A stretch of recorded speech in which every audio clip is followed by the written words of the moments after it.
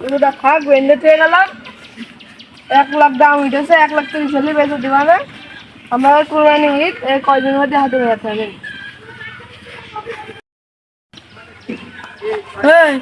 তার দরকার নাই, তোর গরু বিক্রি হয়ে গিয়ে। কে?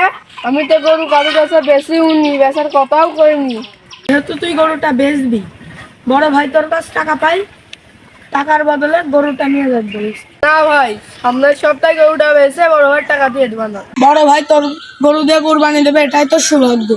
না ভাই, গরুটা নিয়ে না, আমি গরু বেচে টাকা দিয়ে দেবা না। এই না, গরুটা খোল। না ভাই, না ভাই, গরুটা নিয়ে না, গরু বেচে আমি টাকা দিয়ে দেবা না। এই না, তোরা গরু নিয়ে আয়। না ভাই, না ভাই, তোদের বললাম গরুটা নিয়ে চলে আয়, আর তোরা মারামারি করছিস। আমার গরুটা নিয়ে চলে গেল।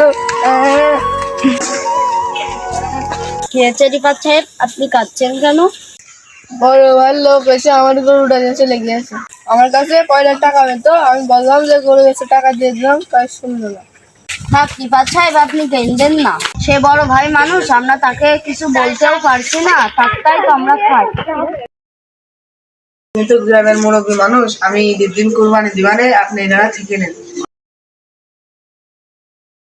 হুজুর মনে আছে এটা? হুজুর এদিকে আসেন। ইমাম সাহেব, সামনে তো কুরবানি ঈদ, আমি একটা বড় গরুর ব্যবস্থা করেছি, তা আপনি সকাল সকাল এসে আগে আমারটা কুরবানি দিয়ে দিবেন। আচ্ছা ঠিক আছে, ঈদের দিন সকালে আমি একটা কষাই পাঠিয়ে দিলাম।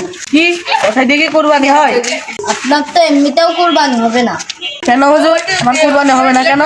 ওখানে যে গরুটা দেখলাম ওইটা তো রিফাত সাহেবের গরু। আপনি তো রিফাত সাহেবের গরু লোকজন পাঠিয়ে নিয়েছেন। ঠিক আছে ইমাম সাহেব, আমি রিফাতের গরুটা ফেরত দেওয়ার ব্যবস্থা করছি। ঠিক আছে রহিম সাহেব।